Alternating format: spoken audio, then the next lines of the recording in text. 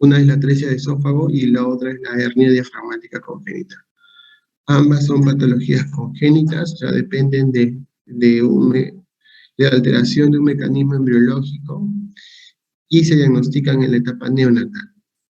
Recordamos también que la etapa neonatal es aquella que comprende desde el nacimiento hasta los primeros 28 días, aunque algunos dicen ahora 30 días, y que también son candidatas en algunas, sobre todo en el caso de la hernia diafragmática, de tratamientos prenatales. Bueno, vamos a empezar con un pequeño caso clínico. Este es un paciente recién nacido que luego de nacer, ¿no? Y distrés respiratorio, o sea, no puede respirar correctamente, ¿no? Se mantiene en NPO, nada por vía oral, por una frecuencia respiratoria incrementada. Los bebés suelen nacer con frecuencias respiratorias de 60 a menos de respiraciones por minuto. Cuando tienen más de 80 no pueden alimentarse, entonces se le coloca una sonda y se intenta alimentación por sonda, pero esta sonda no pasa y se detiene aproximadamente a 11 centímetros de la boca. Esta es la radiografía presentada, entonces ahora vamos a empezar una pequeña votación.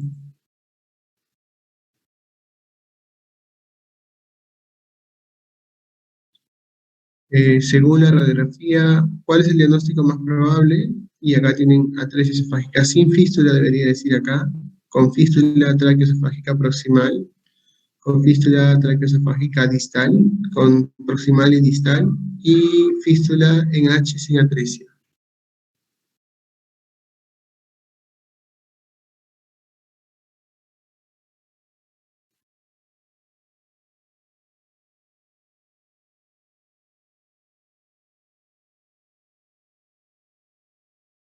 Vamos a dar unos minutos o un par de minutos más.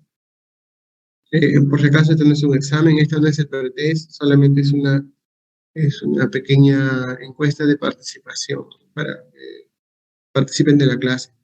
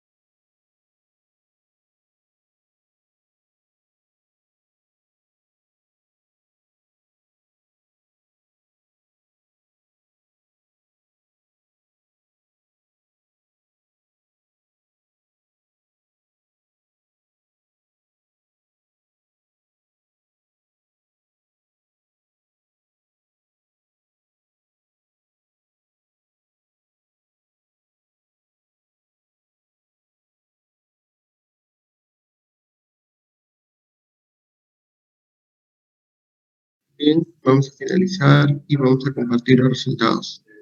Ya como pueden ver en su pantalla, la mayoría de ustedes ha respondido atresia esofágica con fístula traqueoesofágica distal.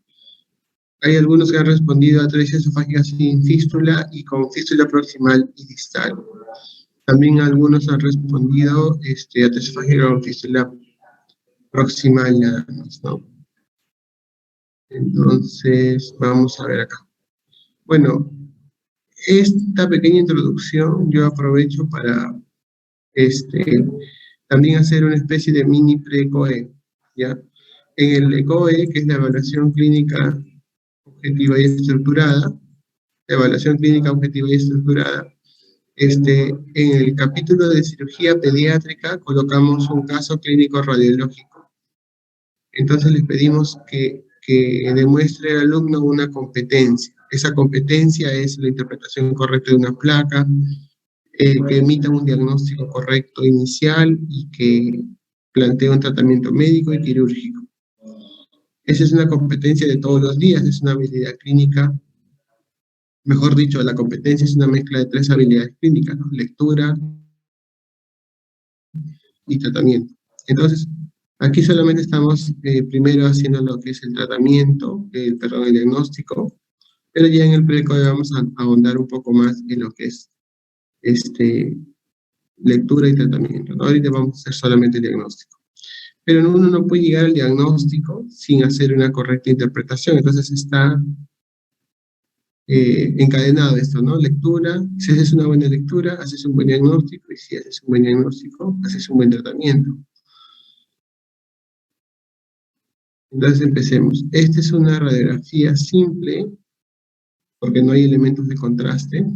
Tóraco abdominal, porque se ve parte del tórax y el abdomen. Y como ya la parte de datos clínicos nos orientan a pensar en una atresia de esófago, porque no pasa la sonda, porque el signo inicial es el bebé excesivo, y el diseño respiratorio nos habla de repente de un compromiso de la vía aérea, ¿no? Entonces estamos pensando en una atresia esofágica con fístula, lo cual se demuestra, con fístula distal, perdón, lo cual se demuestra. Aquí en la radiografía vemos una imagen radiolúcida compatible con un cabo esofágico proximal, con una imagen radiopaca que es compatible con una sonda que se detiene aproximadamente. Este sería D1, donde termina la clavícula, D2, es esa vértebra, y esta sería la D3. Casi la mayoría de pacientes con atresia esofágica, el cabo proximal se detiene entre D2 y D4. En este caso está en la parte de la mitad, ¿no? En D3. Campos pulmonares están conservados y silueta cardíaca está conservada. En el abdomen hay una imagen radiolúcida compatible con cámara gástrica dilatada en el cuadrante superior izquierdo. Claramente. Entonces, como el esófago está interrumpido, la única explicación posible para que llegue el aire al estómago es la presencia de una fístula de la vía aérea, o sea, de la tráquea, hacia la parte distal. Si la fístula estuviera en la parte proximal, sería fístula proximal, ¿no? Si esto se comunica con la tráquea. Pero como acá, lo único que demuestra esta placa es que hay una comunicación distal, el diagnóstico más probable es una atresia de esófago con una fístula traqueoesofágica distal. O sea, una atresia tipo 3. Vamos a ver ahora en la parte teórica, esto de los tipos, tipo 1, tipo 2, tipo 3. Bien, y si sabemos que es una atresia esofágica tipo 3, sabemos que este paciente es candidato a una anastomosis primaria. Estos cabos esofágicos se pueden unir mediante una cirugía. Vamos a hablar de eso más tarde, pero aquí este paciente es candidato a anastomosis. Entonces, en esta encuesta, la respuesta correcta es atresia esofágica con fístula distal.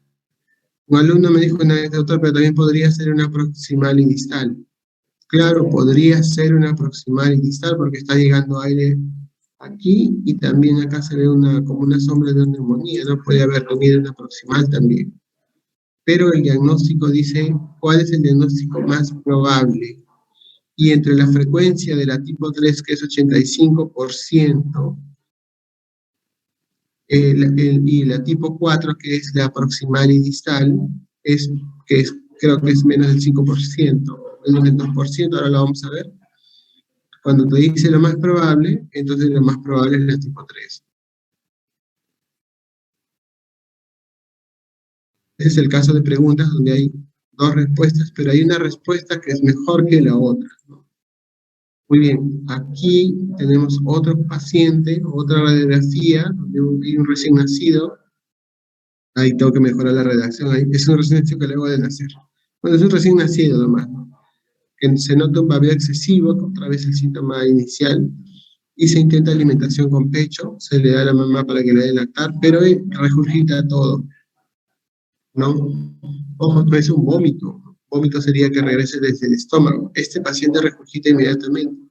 Y al intentar pasar una sonda, porque igual lo tienen que alimentar, esta se detiene no a 11 como en el anterior caso, sino en 8 centímetros. Vamos a ver. hacer una pequeña encuesta, a ver si se ha entendido. Si se entiende la parte inicial, aquí van a responder todos correctamente. Si queda alguna duda, todavía hay tiempo para aclarar. Ahí ya están respondiendo. Voy a dejar un momentito la encuesta.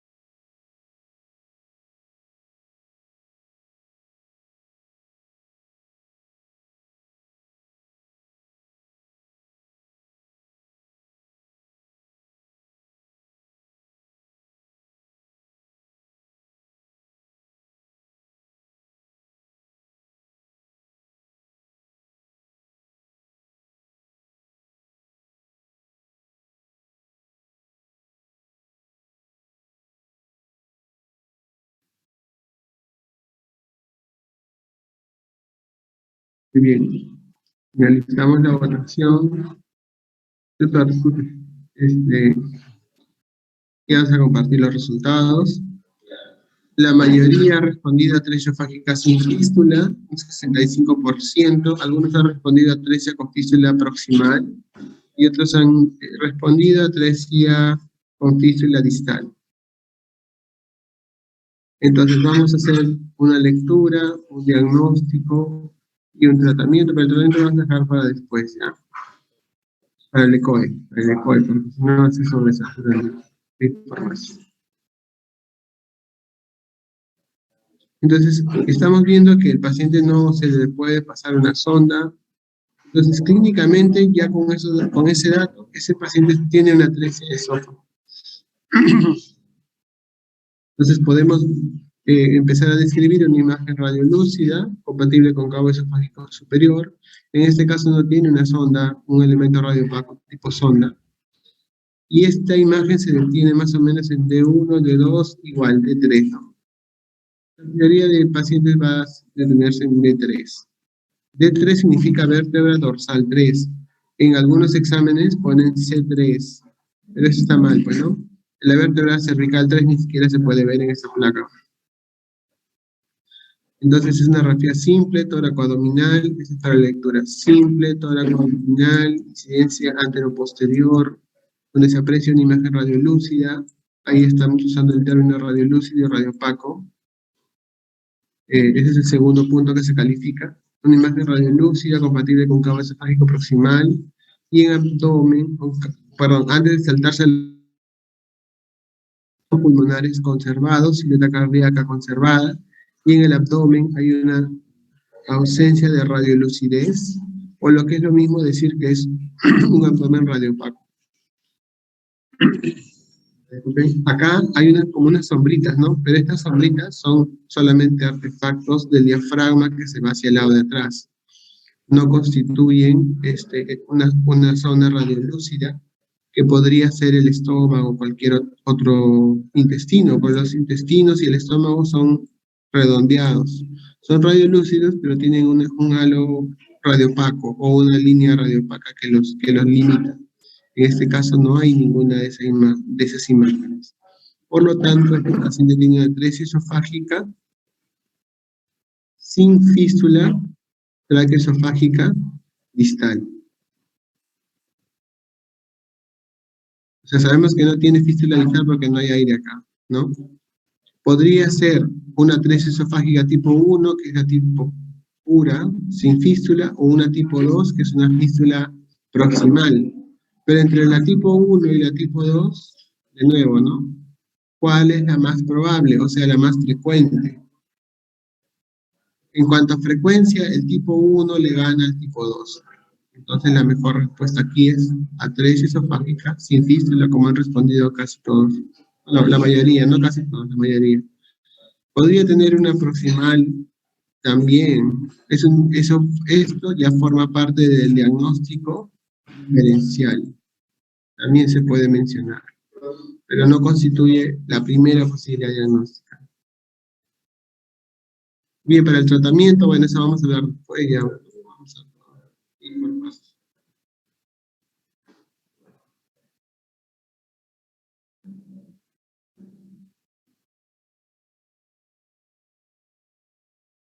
Bien, una pregunta respecto a la radiografía. Vamos con el tema teórico. Bueno, acá había una placa más que le había dejado. A veces cuando hay duda diagnóstica hacemos este examen, que es un examen con contraste. Tenemos un poquito de contraste para ver la altura del cabo proximal y ver precisamente que no haya fístula proximal. Pues en el contraste sería al árbol bronquial, ¿no? Y bueno, acá no hay, igual no hay aire en el abdomen. Entonces, comprobamos con este pequeño examen que es un tipo 1. Para la parte teórica, entonces, ahora vamos a repasar un poco. La atresia de esófago es la interrupción congénita del esófago asociado a una o más fístulas. Actualmente ya se reconocen que puede haber más de 2 fístulas, pero eso es reciente, gracias a estudios de traqueobroncoscopía. En cuanto a la historia, la descripción inicial fue en 1967, fue una descripción anatómica de un cadáver. Se reconoció la enfermedad, pero pasaron casi de 200 años sin tratamiento o sin ninguna opción de tratamiento. Los pacientes nacían y morían y nadie podía hacer nada para evitar la muerte. Tal es así que había libros de medicina o de cirugía después de 1800 donde recomendaban que no se le hiciera nada a este paciente. El doctor Steele hizo la primera gastrostomía por intentar ayudar a un bebé, pero el pacientito falleció. Luego hubieron múltiples intentos. La gastrostomía parecía ser algo bueno para algunos. El doctor William Ladd, que es el padre de la cirugía pediátrica, proponía eso. Hacía una gastrostomía y luego una anastomosis diferida cuando el bebé era más grande, o sea, era niño o adulto joven. Y Langman proponía una anastomosis primaria. El doctor Lanta procedimientos y en ninguno de ellos el paciente sobrevivió y abandonó el intento de hacer una anastomosis primaria. Él tuvo un discípulo que se llamó el doctor Cameron Hyde y en 1941 él, después de 10 intentos previos donde también fracasaron las anastomosis, tuvo su primer paciente que sobrevivió con anastomosis primaria. Publicó su trabajo y a partir de 1960 más o menos ya el estándar de tratamiento era la anastomosis primaria para la atresia de esófago tipo 3. Después ya en el 2000 se publicó una técnica mínimamente invasiva con toracoscopía y ahora estamos en 2020 y esa toracoscopía está en boga en el mundo. Ya los procedimientos se hacen toracoscópicos, pero todavía hay una fase de aprendizaje en países como el nuestro, ¿no? Todavía no hacemos nosotros toracoscopía. Este es el doctor Cameron Hyde, a quien le debemos el avance de la anastomosis primaria en atresia de esófago. Es su primer paciente y es su paciente adulto. Bueno, en cuanto a la atresia de esófago, para comprender el mecanismo por el cual se produce, hay que repasar la embriología. Sabemos que entre la cuarta y la sexta o séptima semana se forma el esófago. A pesar de estar en el año 2020, todavía no tenemos una teoría única sobre el origen del esófago y la tráquea. Pero lo que se acepta es que hay dos procesos, un proceso que se llama tabicación, que es el que estamos viendo en el cuadro B y C, y otro proceso que se llama elongación, que se estira el intestino primitivo o el intestino anterior. El intestino anterior forma el esófago y la tráquea a través de dos mecanismos, elongación y tabicación, y esto es lo normal. Entonces, en la teoría del origen de la atresia de esófago, se propone que puede fallar el mecanismo de elongación, o sea, lo que se estira para que origine el divertículo traqueobronquial, o lo que puede fallar también es la tabicación. lo que explicaría la presencia de fístulas traqueoesofágicas, ¿no? Y la teoría de los pliegues lo que habla es más o menos de unificar, ¿no? La teoría del grifo y la teoría del tabique. Entonces, se acepta actualmente que los pacientes con atresia de esófago tienen esta atresia por un mecanismo muy temprano, o sea, antes de la séptima semana, de una falla en la tabicación y en la elongación. Esta falla da origen a varios tipos de atresia de esófago. Son 5 tipos y en algún lugar pueden leer el 6º tipo, que es la estenosis esofágica, pero nuestro libro guía, que es el ASCRA, no lo considera. Entonces está el tipo con fístula distal, que es el más frecuente, el tipo sin fístula, el tipo con fístula proximal, el tipo con fístula proximal y distal, y el tipo que tiene fístula pero no tiene atresia, que se considera por el origen común que tiene la tráquea y el esófago. En el ASCA lo van a leer así, es más, el mismo libro recomienda no usar clasificaciones con números, pero en la práctica nosotros en cualquier país latinoamericano decimos, o peruano, perdón, en cirujanos pediatras peruanos decimos atresia tipo 1, tipo 2, tipo 3, y es algo que se acepta. Entonces sabemos que la 3, ordenándolas, el tipo 1 es la sin fístula, el tipo 2 es la proximal, el tipo 3 la distal, el 4 la proximal y distal, y la 5 fístula sin atresia. De las 5, la más frecuente, con mucha diferencia, es la distal. En nuestro hospital, nosotros operamos alrededor al año de atresia de esófago, y todos menos uno son atresia de esófago con fístula distal. El otro, ese unito que les digo que se escapa a los otros casos, es el tipo 1. O sea, nosotros operamos más atresias tipo 3 y tipo 1.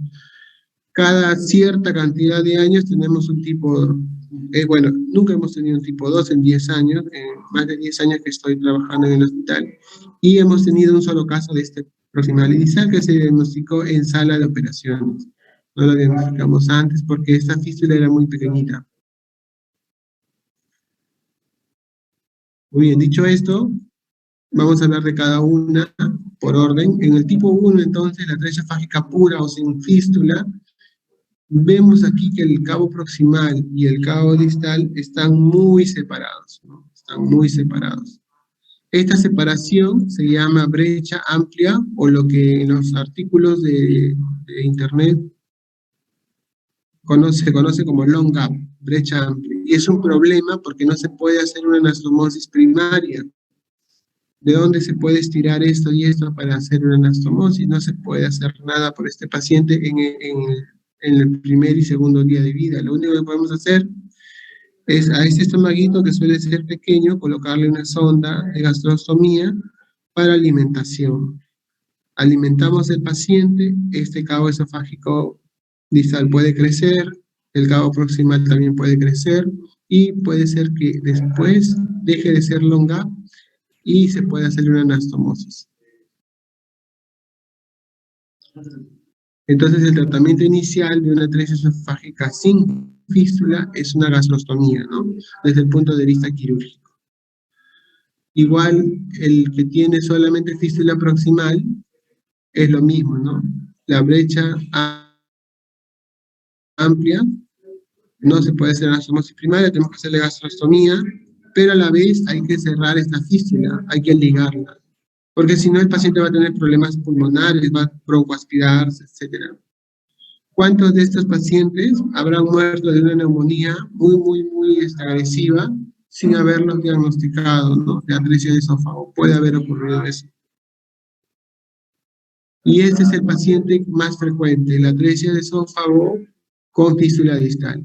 Como ven, hay la misma fístula distal, nos sirve para ligarla y luego queda una abertura aquí, y esta distancia suele ser entre 2 y 4 centímetros, o 2 o 4 vértebras cervicales. Es un espacio manejable para el cirujano y se puede hacer una anastomosis la mayoría de veces, casi el 90% de veces, sin problemas. Hay un 10% que sí nos exige no poder hacer la anastomosis y hacer una gastrostomía y trabajarlo como si fuera un tipo 1, o sea, un longa. Pero en la mayoría de casos estos pacientes se pueden operar, tanto de manera abierta como toracoscópica. Y aquí hay una fístula proximal y una distal. La distancia también es corta, también se podría ligar acá y hacer una anastomosis, no habría mayor problema, pero hay que mejorar el diagnóstico prequirúrgico de esta fístula. Y esta es la fístula sin atresia. Te dicen, ¿cuál es el problema? Este paciente puede tomar su leche, no hay problema. Este paciente va a ser distinto al resto, porque él va a tener pequeñas cantidades de leche que van a irse a la tráquea y van a ocasionar neumonías. Entonces, en un paciente menor de 1 año que tiene neumonías a repetición, porque este paciente, bueno, le dio su neumonía, lo ingresaron a una sonda de alimentación orogástrica, y como lo van a alimentar por la sonda, la neumonía va a sanar, y con antibióticos este paciente se puede recuperar sin problemas. Se va a ir a su casa de nuevo, otra vez la mamá nos va a decir que cuando le da la leche el bebé se ahoga, tose y hasta se pone morado, y resulta que tiene una fístula. A veces las mamás son recriminadas, que no las cuidan bien, etcétera, pero piensen en el caso de una neumonía a repetición en un bebé pequeño, un lactante, piensen en ese tipo de fístula, que es menos, es bien, no es tan infrecuente. Bueno, para epidemiología no voy a repetir lo que está allá en la diapositiva, lo único que les puedo decir es que nosotros operamos acá más o menos de 7 casos estáticos. A un año esperamos 10 a 13 de esófago en un solo año. Es una incidencia alta para malformaciones congénitas, considerando que hay solamente uno de cada 4.000 a 4.000 nacidos, 4.500 nacidos vivos, es una estadística mundial. En el Belén hay más o menos 20 o 30 nacimientos por turno, a veces hay 10, a veces hay un montón. Entonces imagínense, hay un montón de partos. Necesitamos muchos partos para que haya pacientes con atresia de esófago. Hay algunos factores que aumentan su incidencia, como factores ambientales, y cuando están presentes anomalías asociadas, hemos tenido casos de Bactren, o sea, malformaciones vertebrales, anorrectales, cardíacas. De estos tenemos algunos casos. De eso no hemos tenido ningún solo caso, pero está descrito en la asociación coloboma, cardíacos, atresia de Coana, retardo mental, hipoplasia genital y de ojitos, ¿no? Perdón, de oídos. Y cuando el paciente no es sindrómico, o sea, no tiene asociaciones varias, sino únicas, las frecuentes, y dentro de las cardíacas, las comunicaciones interventriculares. Cuando la atresia de esófago para el diagnóstico prenatal no es posible, solamente es posible en 2 casos, cuando hay ausencia de cámara gástrica o burbuja gástrica y polidramios, y eso lo vemos en estos 2 tipos, en el tipo sin fístula, el tipo 1, y en el tipo con fístula solo proximal. Como recordarán, esos no son los tipos más frecuentes, ¿no? Estos son raros. Entonces, nosotros queremos para el tipo 3, que es el más frecuente, pero para ese tipo de atresia no tenemos forma de diagnosticarlo prenatalmente.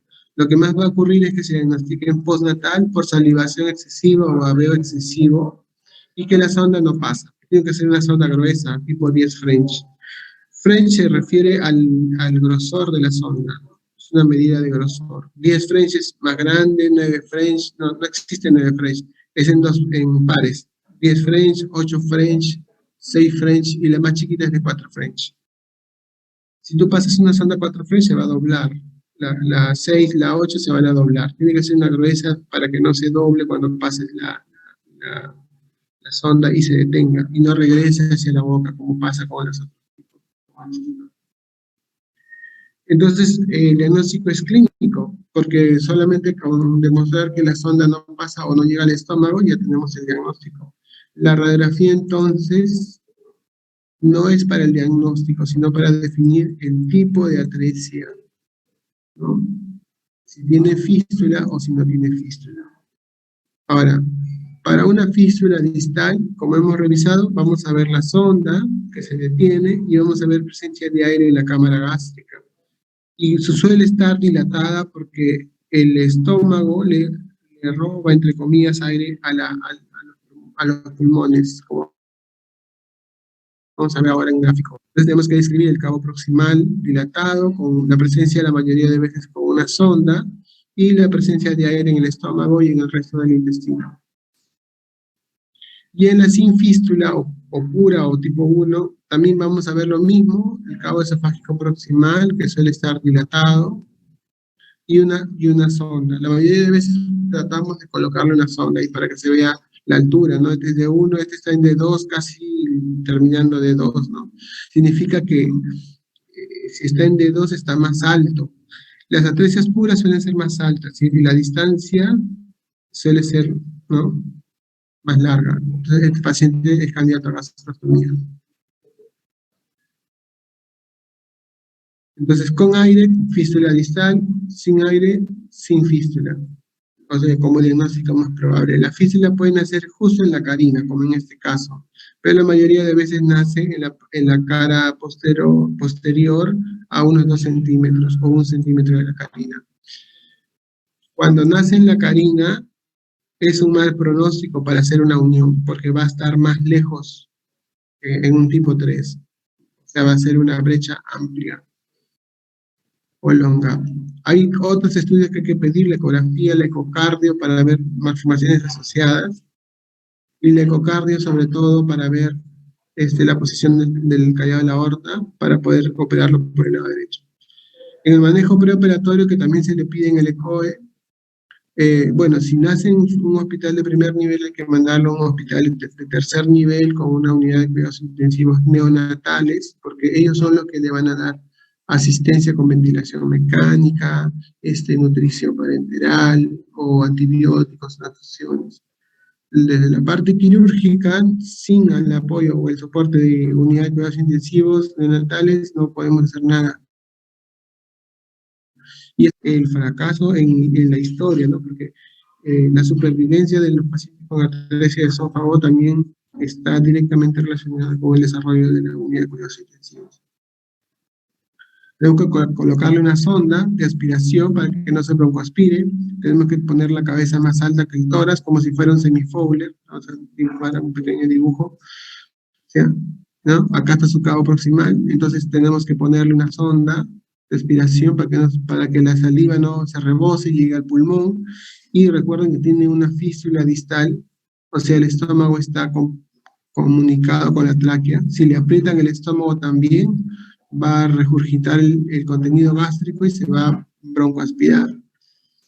Y también del lado izquierdo, para aprovechar la cámara gástrica, ¿no?, el fondo, ¿no?, para que todo se ponga aquí y no. Si lo pone del lado derecho, no va a regresar. Vamos a ponerle un acceso venoso o hidratación endovenosa, y hay que monitorizar los signos vitales. A veces la fístula es muy amplia y requiere ventilación mecánica, pero la mayoría de pacientes, 24 a 48 horas antes del traslado, pueden respirar normal, con sus medios nada más. No se considera una emergencia quirúrgica, pero tenemos que operarlo pronto, no vamos a esperar que hagan la neumonía para operarlo. Buenos días, doctor. Entonces, aquí está un esquema del tipo 3 y una explicación por qué el paciente se agota en algún momento, ¿no? Esta fístula le roba aire a la vía aérea. Entonces, al principio el bebé puede soportar esto aumentando su frecuencia respiratoria sin problemas, pero después los músculos respiratorios se van a agotar, el paciente va a entrar en distrés respiratorio y va a necesitar ventilación mecánica. No debemos llegar a esto. El uso de una gastrostomía está en este caso contraindicado por la fístula, ¿no? Porque si le pones una gastrostomía, la presión va a bajar y todo el aire se va a ir por la gastrostomía. Entonces, la gastrostomía solo se usa en pacientes sin fístula, o en el tipo 1 que hemos visto hace un ratito.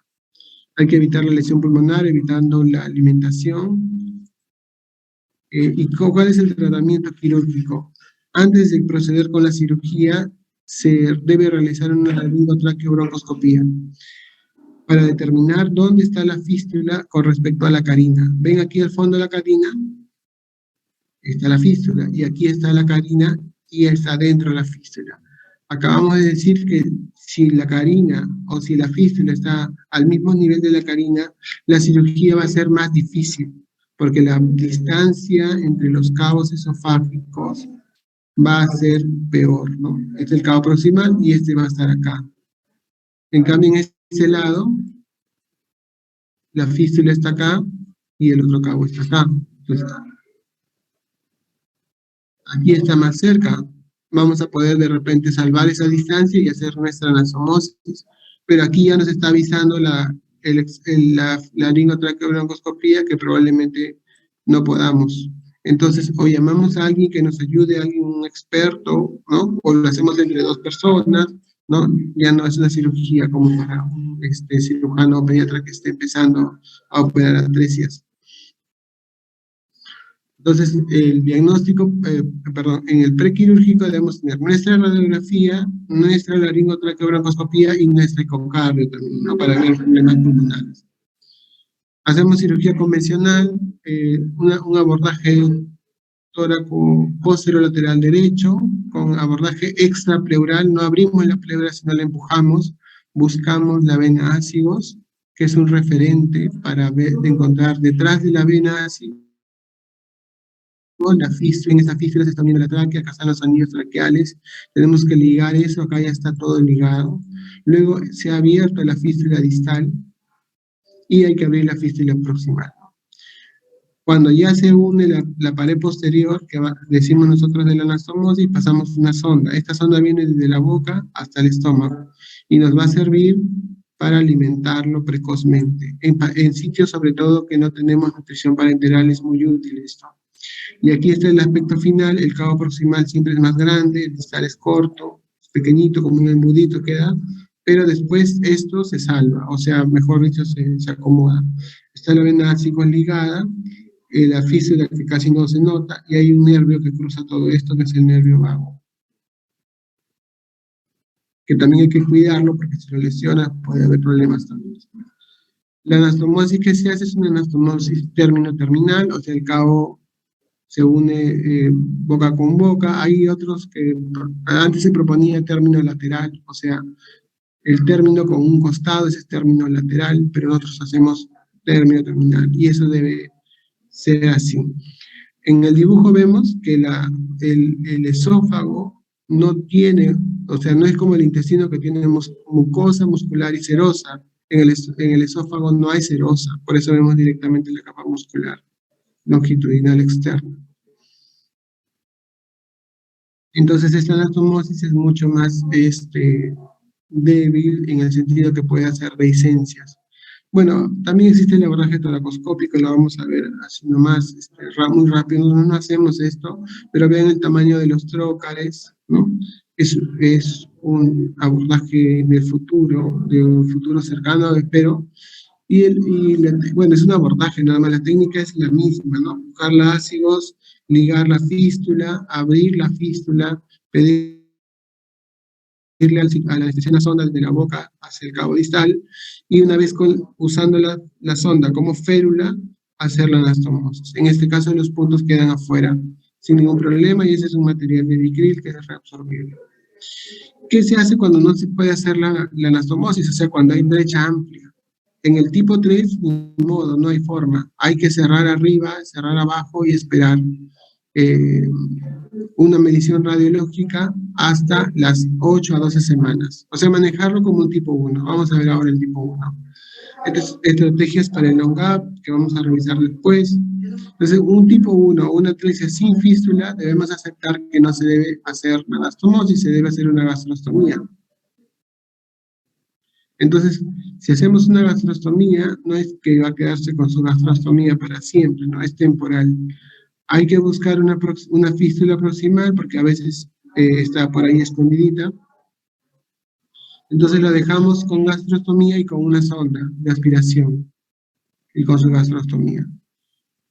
Se ha reportado que el crecimiento espontáneo puede ocurrir hasta entre las 8 y las 12 semanas como plazo máximo. Y luego de este tiempo, tenemos que hacer la medición de cabos. Por la gastrostomía ponemos un aparato metálico que le decimos nosotros dilatador de Hegar, y por la boca metemos otro.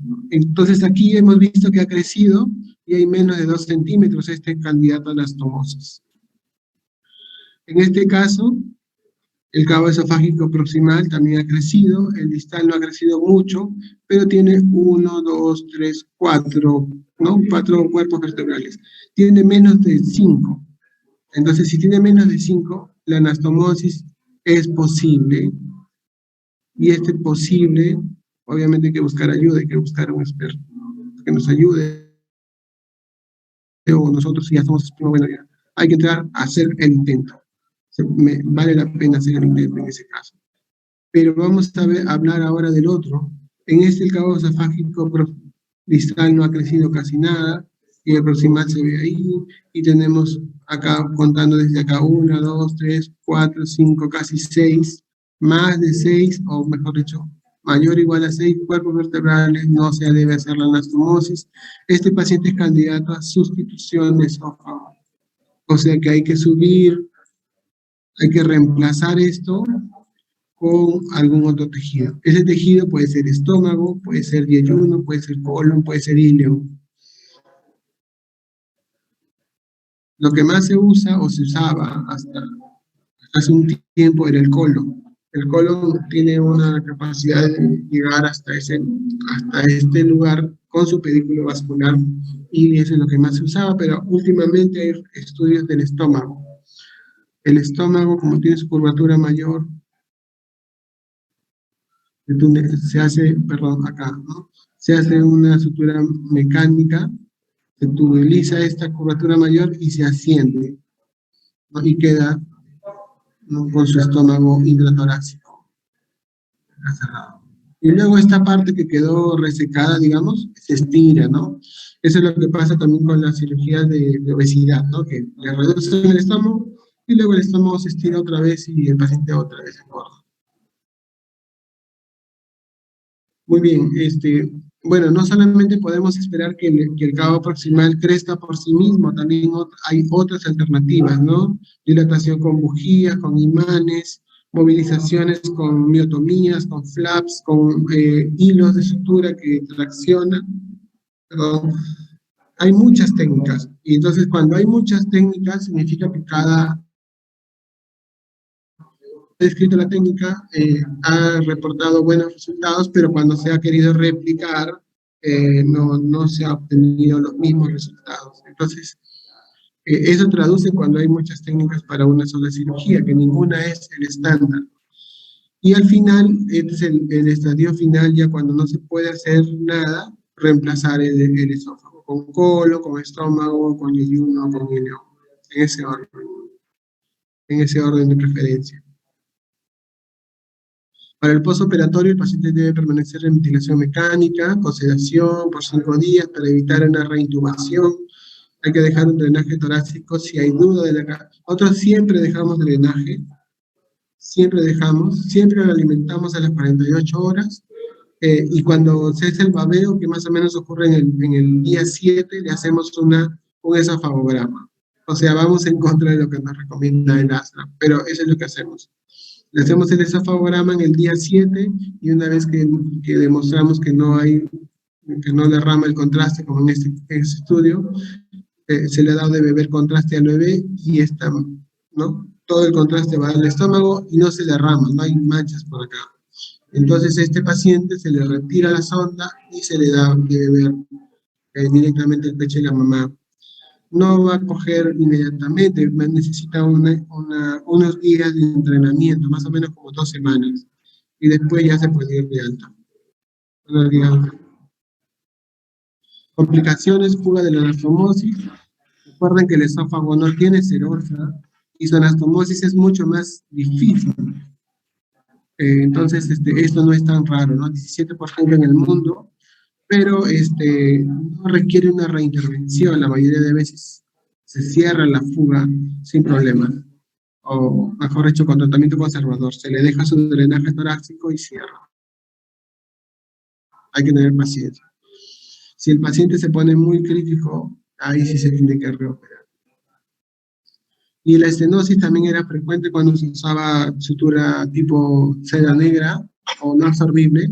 Ahora con las suturas de Vicril o con el poliglicólico o con la otra polidioxanona, esto se ve cada vez menos, ¿no? Con el mejoramiento de las suturas. Y lo otro que puede ocurrir es que la fístula traqueosofágica se abra otra vez o que sea una fístula recurrente. El diagnóstico es a veces difícil porque el paciente viene por neumonía a repetición o la mamá dice que se ahoga cuando toma la leche. Y la mejor forma de diagnosticarlo es con una traqueobroncoscopía, que no es un estudio que está disponible en cualquier hospital. Entonces nosotros lo mandamos a Lima, al Hospital de Emergencias Pediátricas, donde tienen ahí una experiencia en laringobroncoscopía o laringotraqueobroncoscopía y nos hacen el favor de diagnosticarle su recurrente. A veces no lo encuentran, entonces es traqueomalacia nada más. El estudio contrastado a veces también es útil, pero nosotros preferimos mandarlo para estar bien seguros con la laringotraqueobroncoscopía. La traqueomalacia es una condición que acompaña a la atresia de esófago, que la tráquea está mal formada, está muy débil y cuando pasa el aire emite ruidos. Entonces, por eso, a veces los pacientes postoperados de atresia de esófago son nebulizados como si tuvieran un CRUP. Pero no, la mayoría de veces esa tráquea se endurece o se queda más permeable a partir del año de edad. Si pasa un año y el paciente sigue con síntomas, ya hay que tratarlo quirúrgicamente, hay que hacer una aortopexia, hay que fijar la tráquea a la aorta para que no caiga y no emite esos ruidos y el paciente pueda respirar normalmente. Una vez que uno ha unido digamos, la fístula distal con la proximal, perdón, con la distal, no porque hayamos unido el esófago, eso ya va a funcionar correctamente. No es un tubo, ¿no? Es un órgano. Entonces la peristalsis que viene de acá con la de acá no siempre se coordinan. Entonces va a haber estos problemas de reflujo, y que se puede transformar en una enfermedad por reflujo. El reflujo gastroesofágico es normal en niños menores de 1 año. Es más evidente en los menores de 6 meses. Por eso cuando ustedes tienen un lactante en su casa, o un sobrinito, o un hijito por ahí que ya niña, no sé, si ya tienen a alguien por lo que hay hijo. Cuando después de darle de lactar hay que botarle el chanchito que decimos acá en el Perú, ¿no? Porque si no él después le va a vomitar todo, porque tiene un reflujo fisiológico. Entonces, eso se espera que se resuelva hasta entre los 6 meses y el año. Si no se resuelve, ya se convierte en enfermedad por reflujo y eso se tiene que operar después del año. Antes no, antes se considera fisiológico. Bueno, al final los pacientes posoperados pueden quedar con algunas secuelas, ¿no? Complicaciones de la herida operatoria, etc. Pero la mayoría en la mayoría no ocurre eso. Ahora, para el pronóstico de supervivencia, los pacientes menores de 1.500 gramos, mayores, perdón, y que no tienen cardiopatía, tienen una mortalidad o una supervivencia, perdón, bien alta, ¿no? Casi 100%. Los que tienen cardiopatía mayor, como si fuera una tetralogía Fallot, por ejemplo, ellos tienen casi la mitad, 60% de mortalidad de supervivencia. Y los que tienen ambas, bajo peso, muy bajo peso, o extremado bajo peso, y cardiopatía, ellos tienen pocas chances de sobrevivir. Se puede intentar un tratamiento quirúrgico. Bien, vamos a hablar de la fístula tipo H, que es el tipo 5, recuerden. Repetir sobre la neumonía recurrente, el abordaje es diferente, no se hace la reparación por toracotomía o toracoscopía, sino por abordaje cervical. Aquí estamos viendo que la fístula es bien alta y solamente hay que ligarla. El problema para la fístula tipo H, más que el quirúrgico, es el diagnóstico, que a veces es muy difícil. El contrastado a veces no nos ayuda, tenemos que hacer una laringotraqueobroncoscopía. En este últimos 2 cuadritos estamos viendo un abordaje por toracoscopía, ¿no? Que están prácticamente yéndose hacia el cuello, ¿no? Bueno, esto ya se hace con gente ya con más experiencia. Muy bien, chicos. Hasta ahí el tema de atresia de esófago. Ahora vamos a ir con la hernia diafragmática congénita. Tenemos 20 minutos, así que vamos a apurarnos.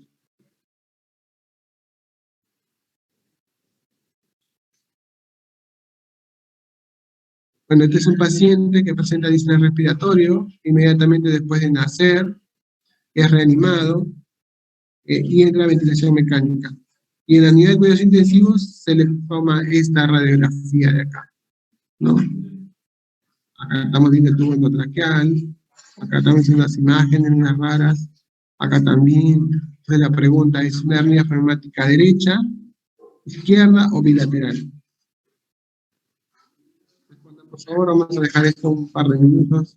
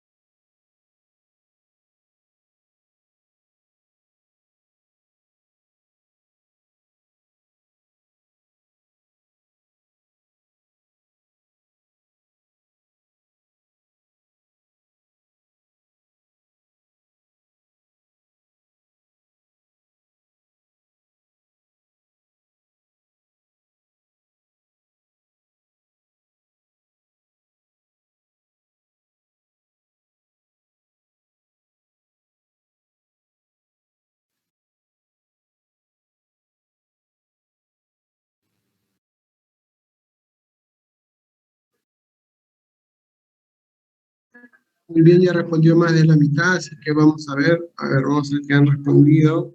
Hernia diafragmática izquierda, el 87% de los pacientes, de los alumnos, y hernia bilateral han respondido 13%, nadie ha respondido hernia derecha. Entonces aquí en la radiografía de una hernia diafragmática tenemos que ver que es una radiografía simple, toracoabdominal, incidencia anteroposterior y de posición de pie, y eso es una constante en todas las placas que vamos a revisar. Y vemos que hay unas imágenes radiolúcidas compatibles con asas intestinales que ascienden del abdomen al hemitórax, en este caso izquierdo, ¿no? Esas imágenes hacen un desplazamiento de la silueta cardíaca hacia el lado contralateral, o pueden decir también al mediastino. El campo pulmonar derecho está disminuido y la línea diafragmática derecha se aprecia, pero la izquierda no se aprecia nada. Todos esos hallazgos, imágenes radiolúcidas de mediastino, disminución del campo pulmonar y línea diafragmática ausente, son signos constantes de las hernias diafragmáticas, ¿ya? Ese es en la parte de la lectura. Y el diagnóstico va a caer si es que hacen una buena lectura, ¿no? Para el tratamiento vamos a ver ahora en la parte teórica y vamos a ir paso por paso.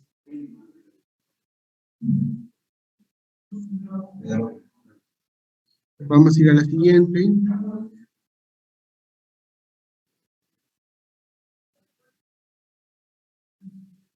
Bueno, es la misma pregunta, es el mismo cuadro clínico, pero cambia la radiografía. Vamos a dar un par de minutos para que puedan responder.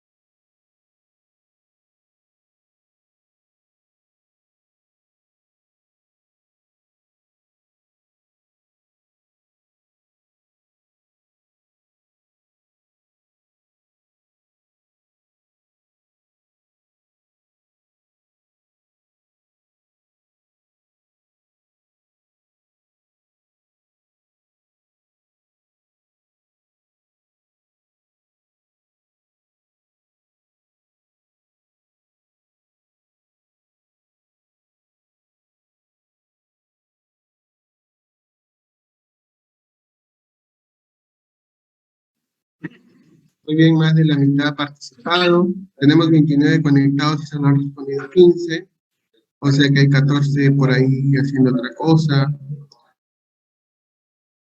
a la que otra cosa más útil. Muy bien, vamos a compartir. Como ven, el 100% ha respondido hernia diafragmática derecha. Está muy clara esta placa, ¿no? En unas imágenes radiolúcidas compatibles con asas intestinales que ascienden al emisoras derecho, desviación del mediastino, disminución del campo pulmonar izquierdo, línea diafragmática izquierda conservada y la derecha no se aparece. Están excelentes, entonces no va a haber problemas con la siguiente.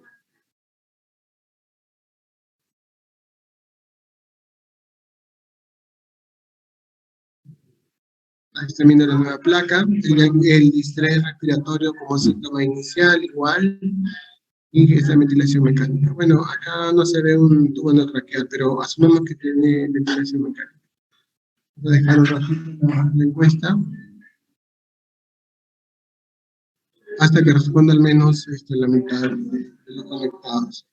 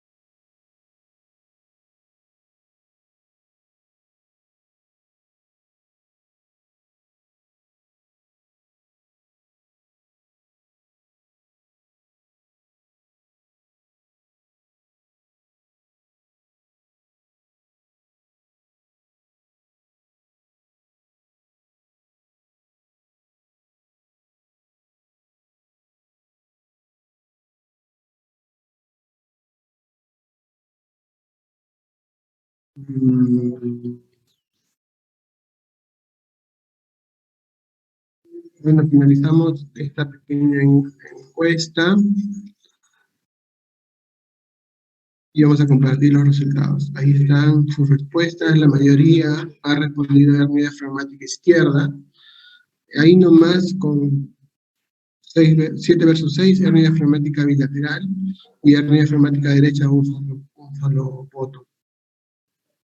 Entonces recapitulemos la descripción inicial. Esto es una radiografía simple del tóraco-abdomen, incidencia antero-posterior, donde se aprecia a nivel abdominal unas imágenes radiolúcidas compatibles con asas intestinales que ascienden del abdomen al hemitórax izquierdo, desplazan la silueta cardíaca hacia el lado contralateral, o sea, hacia el lado derecho. Hay una disminución del campo pulmonar del lado derecho, hay una línea diafragmática derecha que se puede apreciar, pero la izquierda no se aprecia. Entonces, este paciente tiene una hernia diafragmática izquierda, no es bilateral, no es derecha. A veces se confunde aquí en esta imagen por la silueta cardíaca, ¿no?, que asemeja como si fuera una hernia derecha. Entonces nos puede confundir con la bilateralidad, pero no es una hernia izquierda nada más. Esta radiografía de aquí es muy utilizada en nuestros equipos, entonces yo creo que ahora no va a haber muchos problemas en reconocer. Vamos a hacer ahora la parte teórica muy rápido porque nos quedan 10 minutos para el pretest. bueno, faltando 5 minutos lo interrumpimos, dando pretextos y después regresamos.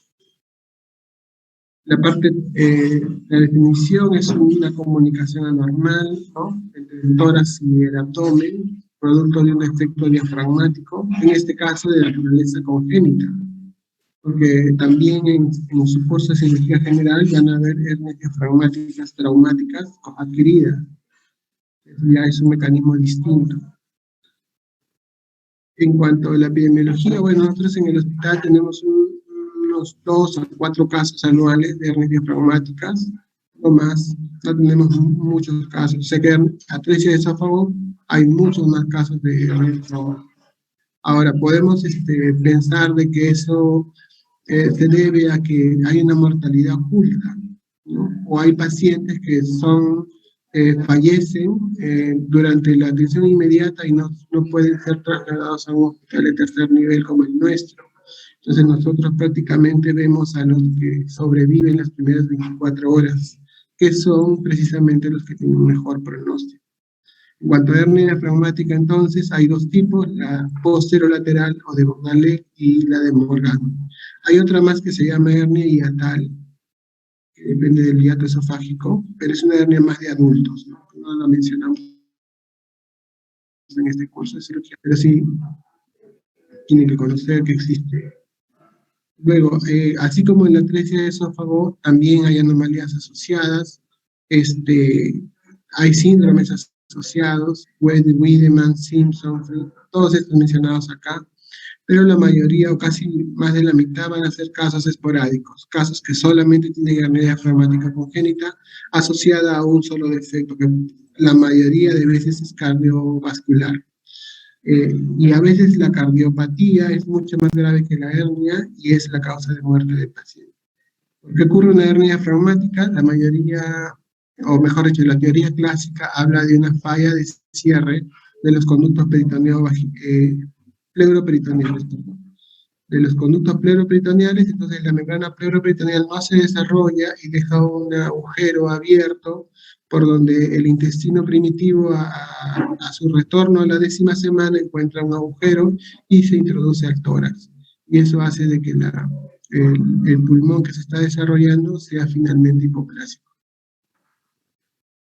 Esa no es la única teoría, hay otra teoría que habla que no es culpa de las membranas pleuroperitoneales, sino de una falla en la muscularización del diafragma.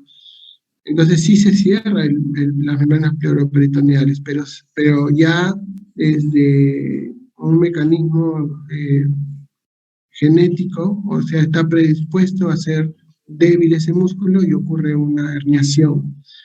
Y otra teoría, que es la menos aceptada, pero también tenemos que mencionar, es que la hernia diafragmática no depende del mismo diafragma, sino de un desarrollo pulmonar anormal, como si el defecto viniera del mismo pulmón que el que hace que el diafragma no se desarrolle. En cuanto al diagnóstico prenatal, en la hernia, en la atresia de esófago hemos visto que no hay posibilidades de hacer en el tipo más frecuente, que es el tipo 3, sino solo en el tipo 1. En cambio, en la hernia diafragmática sí hay posibilidades, un 50-70% de pacientes nacen con diagnóstico prenatal.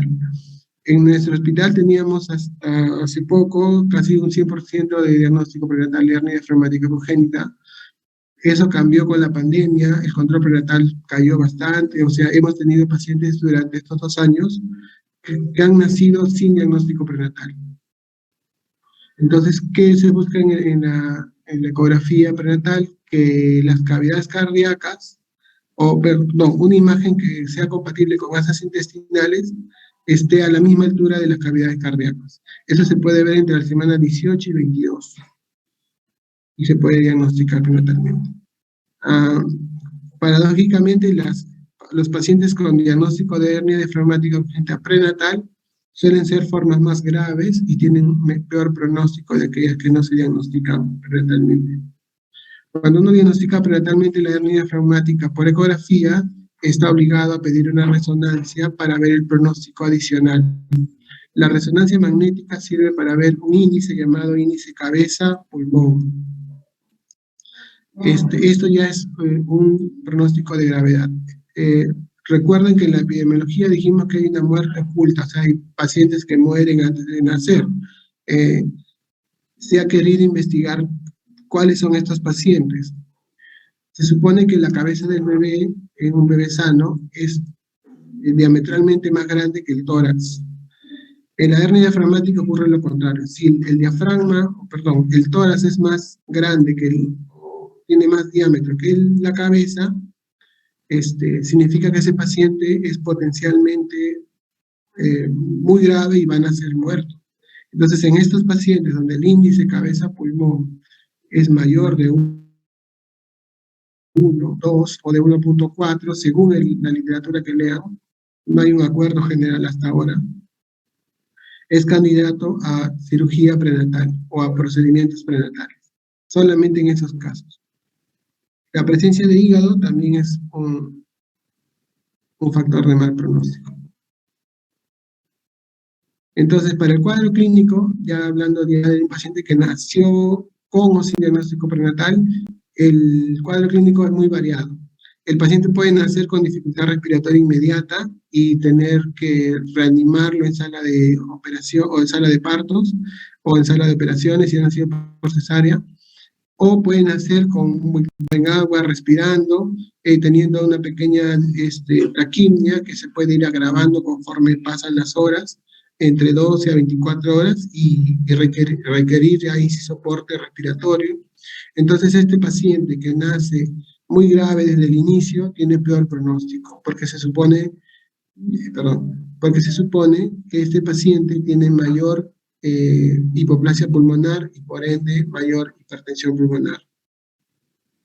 En cambio, el que tiene una dificultad respiratoria tardía, probablemente su hipertensión pulmonar y su hipoplasia sea menos grave.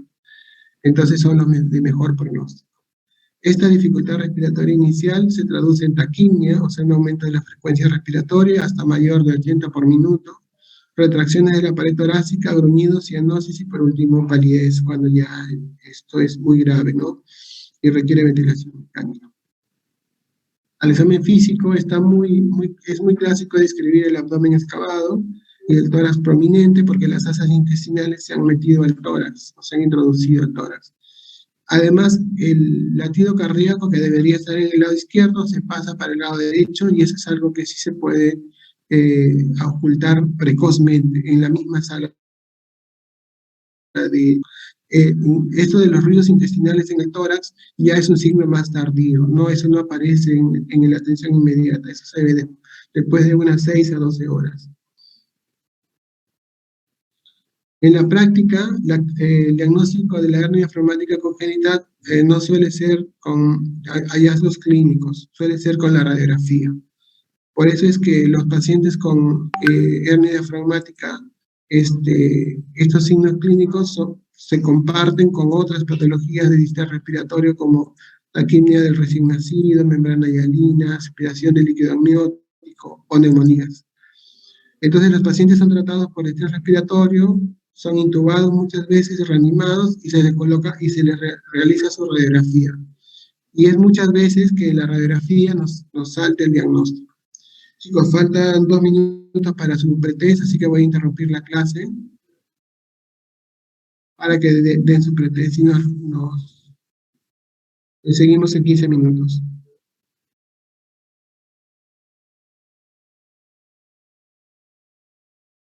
Al momento de que empiece su pretest, por favor, encienden su cámara, todos, ¿ya?